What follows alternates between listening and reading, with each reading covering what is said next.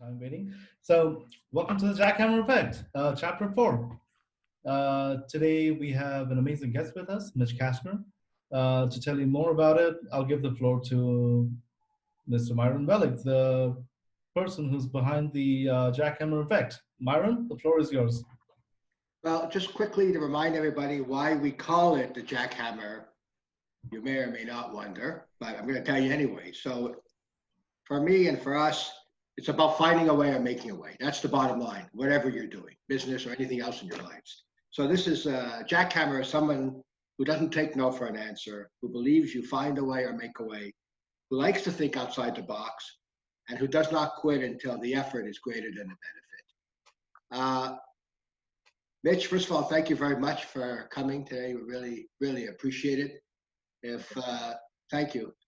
If you could be so kind as just maybe tell our participants briefly about you, and then we'll jump into the questions, guys. So as it pertains to this meeting, I've been an entrepreneur my whole life. I bought my first business when I was 14 and sold it with my partners at 20. I'm a passionate guy across the board, so it really helps when it comes to working with people and developing businesses. I'm a McGill graduate with a business background and work pretty much in most spheres. I work for a multinational distribution company, manufacturing companies. In '88, I became a partner to a very small company that still manufactures rotisserie ovens. You're the ones that you see at Costco, for example. And built that company in 11 years from 100 grand to $29 million. Was fortunate to sell that business to my partners and started a consulting firm in 2000. Did a lot of consulting in the last 20 years, and about a year and a half ago, one of my clients sort of made me an offer that I couldn't refuse, and I devote 95% of my time to that business, which is a manufacturer of fryers and hot food equipment as well. And I do some consulting on the side, but over the last 20 years, I've consulted in about 70 different businesses, primarily business development, but often working on organizational structures to create the environment and the foundation so they can grow their businesses. Wow. Well, that's quite a bit in a short period of time, Mitch. Thanks a lot. Let's, Yeah. I appreciate it. As true to the spirit of this event, that's more than enough for us, guys, more than enough ammunition. Axel, Joe, let's jump into the questions. That's what our guest is here for. Yeah. Hi, Mitch. My name is Excel. Thanks for coming tonight. I'm already quite impressed with what you've done and what you said, and I'd love to hear a little bit more. Like, what is it that you started or bought at 14? Actually, it was a DJ, a mobile disc jockey company. Okay. And I remember talking to my parents about it, and my initial investment was $650. The three of us put in $650. They thought I was going to blow $650, terrible investment, and in reality, that's not the case. It was an unbelievable experience. At 15 years old, I actually had to get driven by my dad to sign contracts with people for the first couple of months until I got my license. And you know what's interesting is I was able to put spreadsheets together, which only a few years later, when I took some accounting courses, realized, you know what, this is pretty accurate. But I would say that that was one of actually my best experiences as a young person, negotiating agreements with the parents of the people that we did. A lot of Sweet 16s was a primary focus for us. And it was really a great young business. And we learned how to buy a business, sell a business, maintain a company, work with clients. The events that we did were very, very important for those people. So you're dealing with people who are very stressed on a particular day, and it really taught me a lot as a young person. And we were able to sell the business when we were 21 to a younger group of DJs, made some good money, and made a lot of money at the events. And plus, they were very positive experiences as a young person, going to parties and having great food and enjoying and meeting people. And I wouldn't say we were celebrities, but a lot of people knew us. It was not hard to meet women, and it was just a great experience overall. Wow, that's a pretty impressive way to start.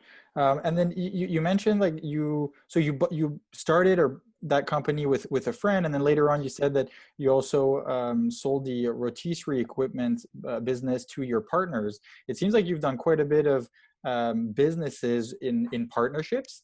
What were some of your criteria? Like, how do you find good partners? How do you get the confidence to partner up with them? Well, that's a really good question. Look, in my case, I'll go by the values. You know, for me, I mean, both of those situations happened not necessarily with me proactively looking to buy a business. I mean, as a young person, I had friends that actually, two really close friends who actually run a multi-billion-dollar company right now. They, along with a third person, were going to go into the DJ business. The third person decided he didn't want to do it, so they brought me in. So I didn't really, to be honest, it's not like I was at 14 seeking a business, at 15, excuse me. And on the rotisserie side, I actually answered an ad. Salesman wanted $18,000 plus commission. And again, this is before the internet, so I'm looking at the Gazette every day and looking at all the new positions and so forth. And I found a company that totally manufactured equipment, rotisseries. As it turned out, and as a young person, I didn't do a D&B on them. I didn't do any kind of reference checks on them. I'm just looking for a job as a young person, just recently graduating. And as it turned out, 90% of their business was St. Hubert Barbecue at the time. And 3 months into my tenure at the company, St. Hubert stopped buying product from us because they were at the point where their expansion stopped and any new stores were just taking equipment from closed stores. So we really went from doing 600 grand in business on the day I started to 100 grand in business, and I had to build it from scratch, which goes to kind of an entrepreneurial spirit of, it's easy to do stuff when you got big budgets. How do you do stuff when you have no money whatsoever? And in 1988, I don't want to sound too old, but in 88, 89, long distance calls were like 75 cents a minute or something like that. So even to be on the phone all day was something that we couldn't necessarily afford. So I mean, for example, Friday afternoons didn't make any calls. It just didn't pay to try to reach somebody who was probably not going to be there. So you had to be really creative. And what I was fortunate to do is, as we built that business and built a really great business, I'm able to sort of reflect on that business, how we structured the teams, how we communicated within that company and so forth, and realize that I can apply that to pretty much any kind of business because the principles are very, very similar in terms of business development, organizational structure, and so forth. So outside of some software related businesses or certain high tech, if you saw the list of the 70 or so companies that I've done consulting with, you'd be amazed at the range of businesses. But the basic principles are the same, of defining a target market, understanding how to communicate, understanding how to promote your products, and then figuring out the vehicle to get there. Now it could be an online business. Maybe it's a direct selling business. Maybe you need a distribution channel. Maybe you need a rep network. Those are variables that will change depending on the product and the service you apply. But basically the principles are really the same.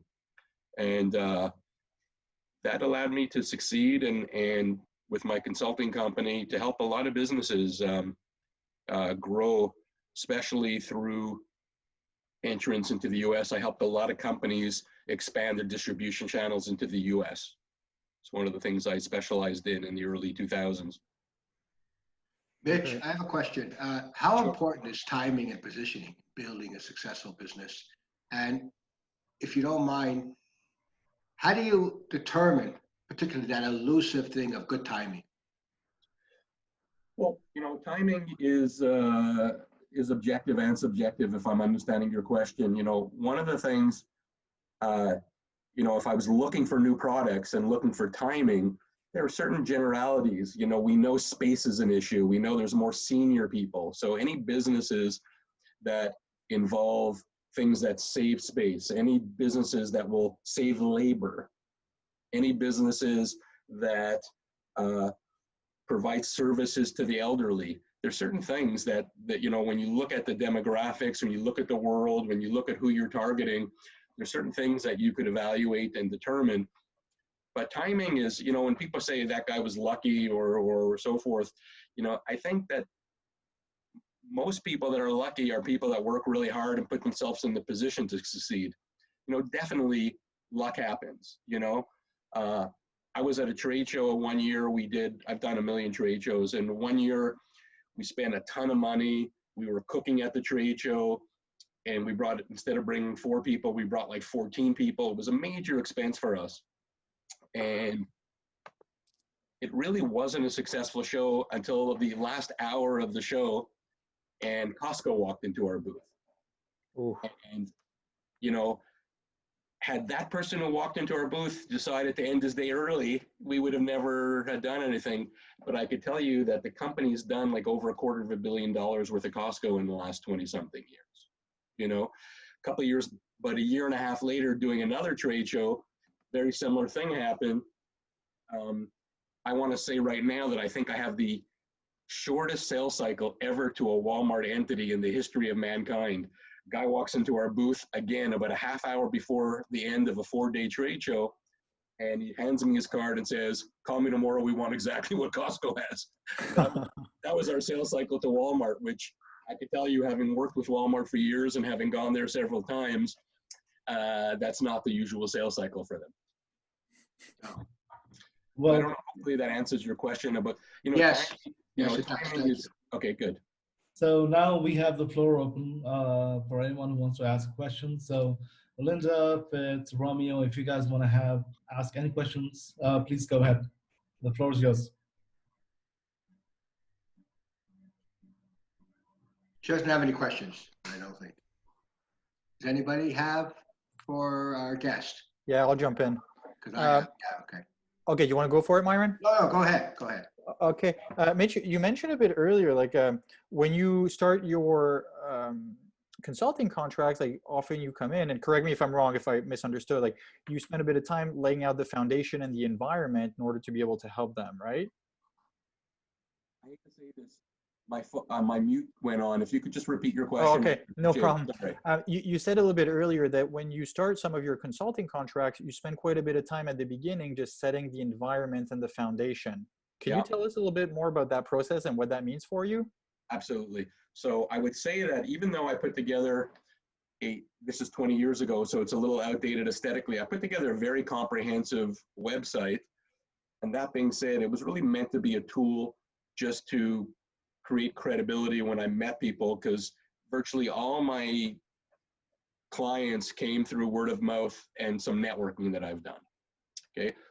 And usually it was companies that were not being proactive at trying to grow a successful business. It was very often an accountant telling me, "Oh my God, you got to call my client. They're about to go bankrupt and they need your help." So most of my clients were not the kinds of clients that I would have chosen by choice.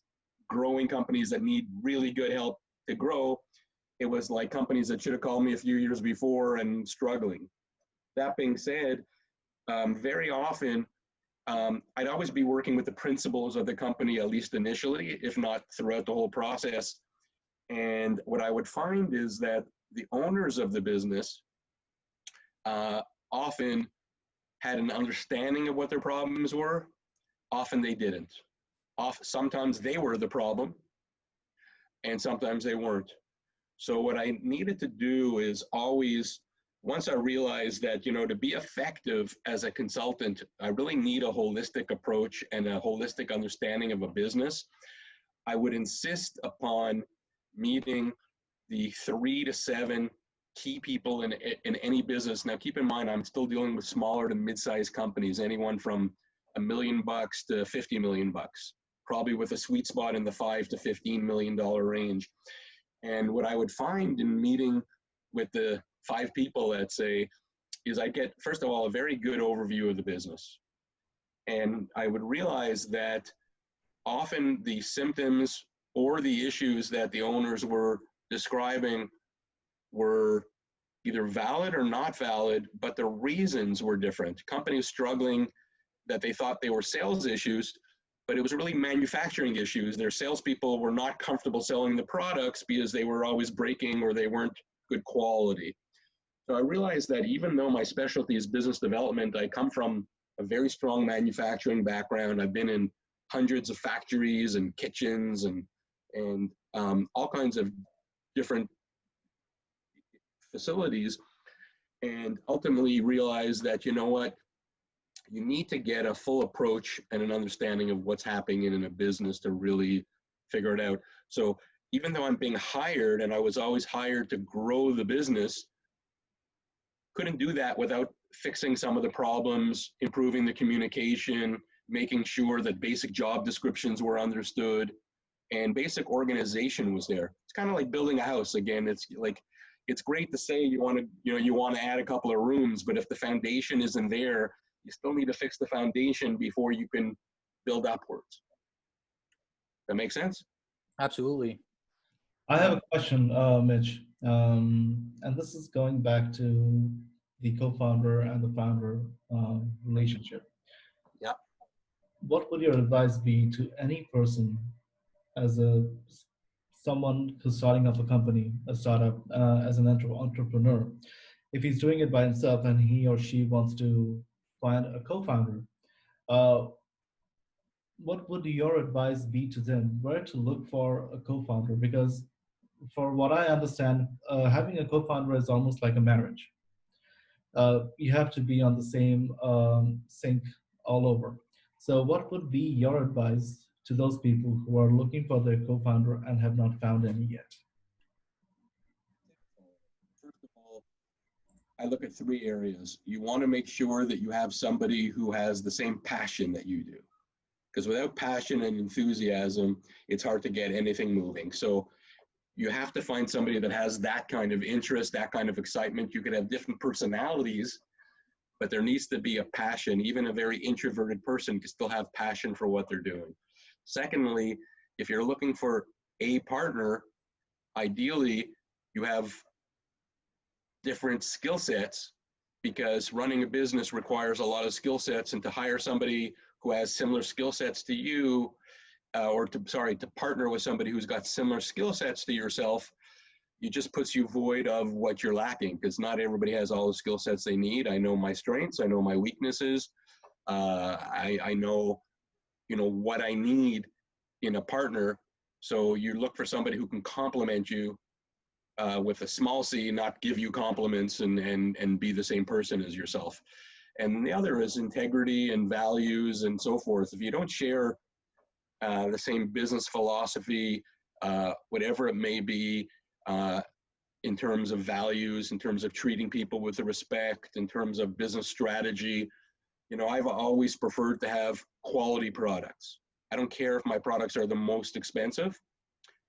I find it a lot easier to sell something based on quality and based on attributes as opposed to being a commodity. That being said, if you could have a commodity product, but sell it at 20% less than than competitors, then there is a business angle there. But those are logistical things. But if you don't have a similar philosophy, if you don't have complementary skill sets, then it's not as easy to move forward. And if you can't trust your partner, getting back to your thing like a marriage, then you have to have complete confidence in your partner and their abilities, or at least understand their limitations. Perfect. That actually clears a lot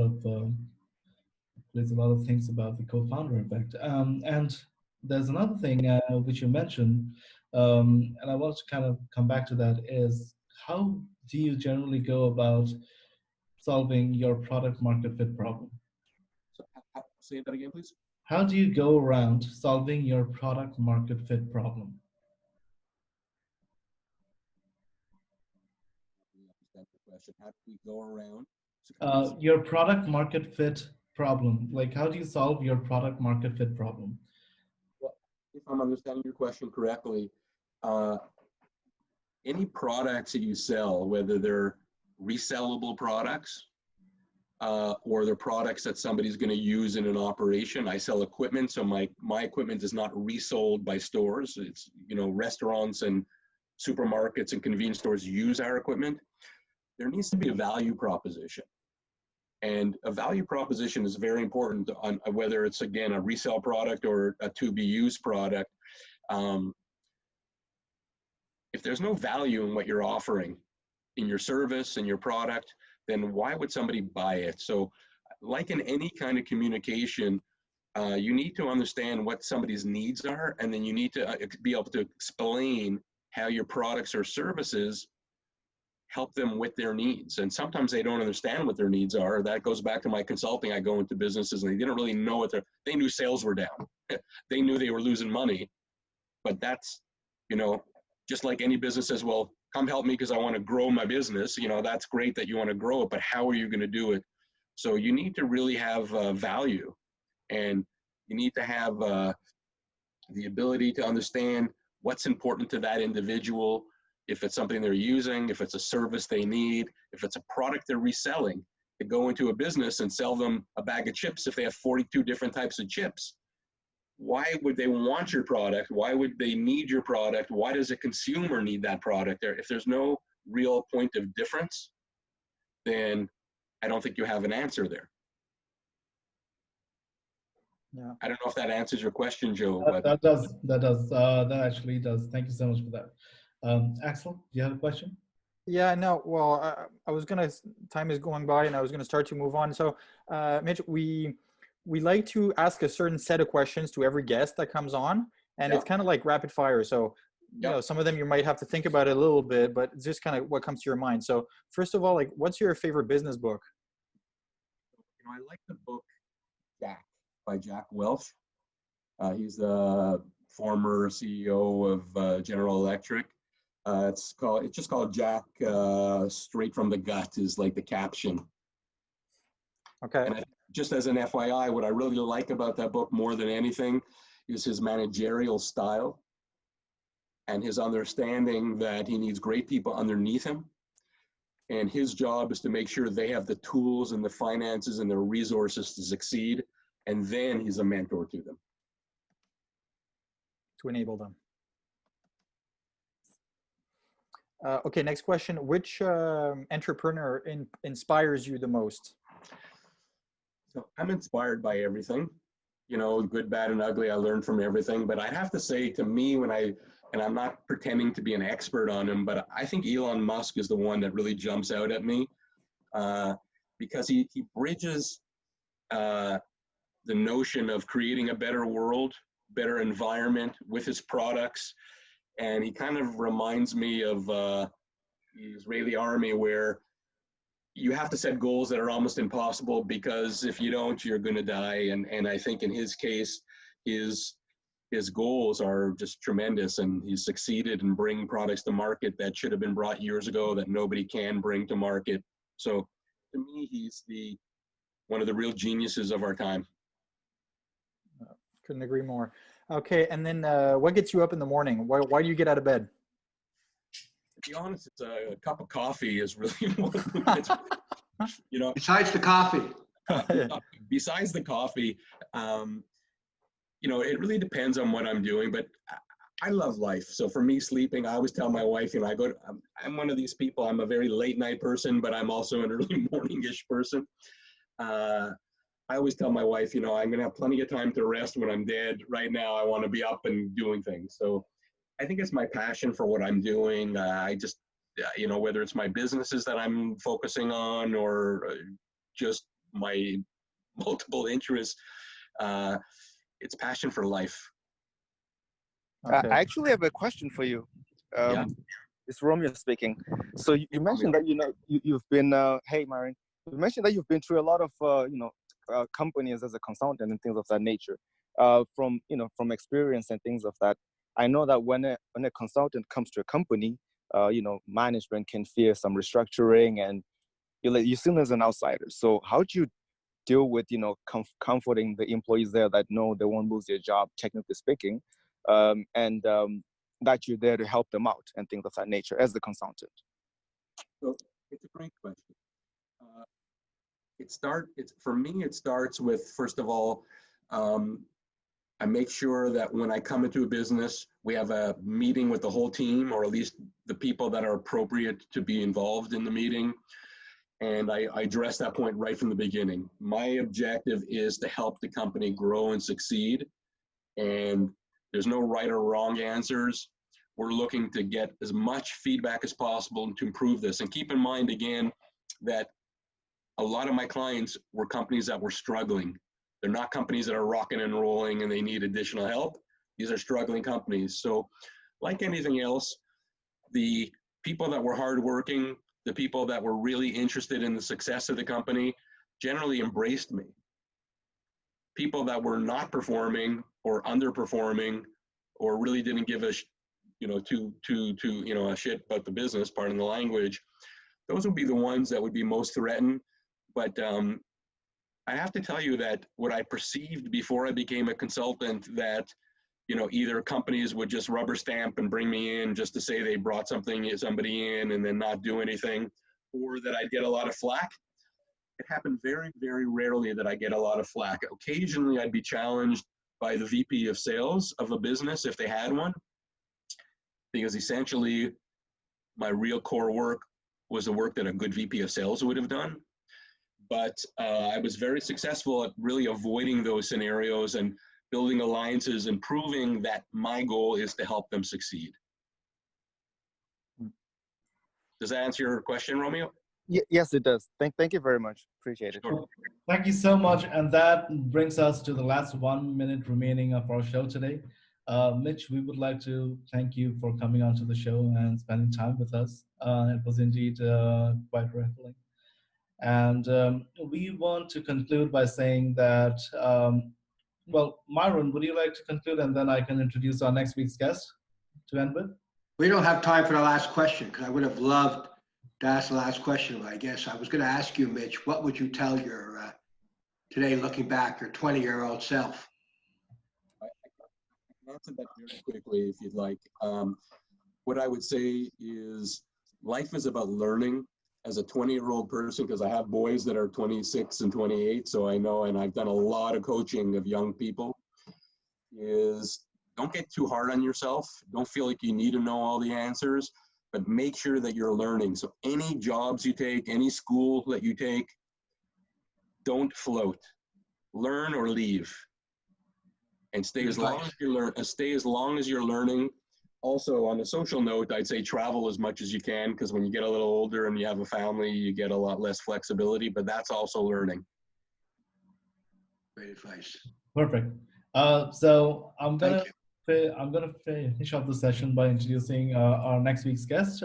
Next week, after 2 weeks, we will be having Sarah Olia. She's the co-founder and CEO of Socialite, a one-stop shop social media marketing company that provides individual attention and precise strategies to grow and stand out within your brand's niche. With that, thank you so much for coming to the Jackhammer Effect Chapter 4. Thank you so much, Mitch, for your time. Thank you guys for your time. I really appreciate it. Thank you, Mitch. Thank you, Mitch. Thank you, Mitch. Cheers. Good night, everybody. Stay safe. Good night. Bye-bye. See you. Thank Bye-bye. you.